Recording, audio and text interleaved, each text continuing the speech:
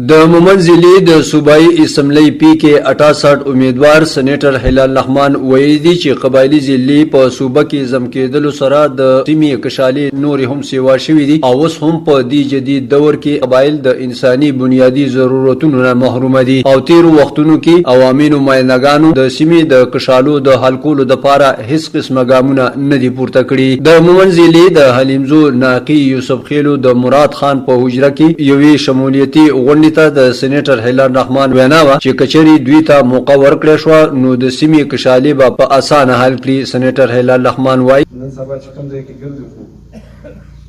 هر ملک کې چې دا سیاسي دغه شروع شي هلچل نو هر ملګری د خپل منشور سره یا یو داسې الفاظ سره میدان ته راځي چې هغه کوشش دی چې د الفاظ سره یا د خلکو زړونه وګټو یا د هغوی په دماغو باندې حاوي شو. نو دا به د هر ملګري دا خواهش چې هغه د الیکشن وګټي او ښه ناره ورسره ولګوي. زموږ څوک د پلار په نیکه باندې د دې علاقې خدماتو سره سر دی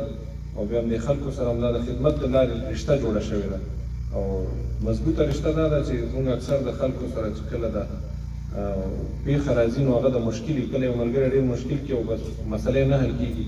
نو زما کورنۍ کوم دغه چې دی هغه ورسره لارو سره واخلي او د خلکو مسایل حل کړي. که هغه د بازار مسایل راغلي دي، که هغه د وطن د نورو کومې کشالۍ راپېښې شوي دي یا د وطن بیا بدامني راپېښه شوې ده نو اکثر دا د وجې زموږ د خاندان چې دی دا په داسې مسایلو کې اکثر پیش شي د خپل قوم لپاره. ولې چې ډېر خلک داسې چې کله په قوم باندې تکلیف راشي نو هغه د قوم سر نه جوړېږي، هغې مشکلات ولې چې هغه دا ګڼي چې دی نو مستقبل کې مشکلات جوړېږي. دا الله رب العزت موږ باندې دومره هغه دغه ایښی دی چې قوم کې خامخا یو سر خوځول ولا یو فرد پکې چې سر خوځوي چې دا د قوم هغه د رهبري کوي یا قوم یو طرف ته پورې باسي چې د قوم دپاره د خیر ټکې ولټوي. نو زموږ همیشه دا د ملګرو کله هم چې موږ د پارلمان دپاره الیکشن ته ودرېږو قومي جرګې خو یا د علاقې د خیر دپاره یا په علاقه کې امن قایمولو دپاره داسې دغه کې راځي. خو بیا چې کله موږ د سیاسي میدان باندې راشو نو د دې دا ناره لکه شانته مختلف وي، چونکې موږ داسې وطن کې اوسېږو چې دا د ترقۍ عمل نه شاته پاتې شوې ده او یا موږ د هغې دپاره ترقۍ دپاره همیشه دا وایو چې پاکستان 70 کاله وشو او موږ اوس هاته پورې ترقي ونه کړه او ټکنالوژي دور دی. خو زه اکثر د ملګرو ته وایم چې زیات موږ د هلکان چې دي موږ ته به دا شاته دور نه وي پته یا موږ به دومره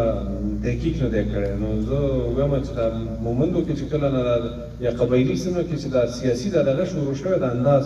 کله چې ته د عوامو مخې ته ودرېږي دا اوس د دې ټوټل 20 کاله هم نه کېږي. د سوره کې د یوسف خیلو ګڼ شمېر مشرانو او ځوانانو ګډون وکړو. د مومن قبایلي ضلع نه د وحدت نیوز دپاره ګل محمد مومن.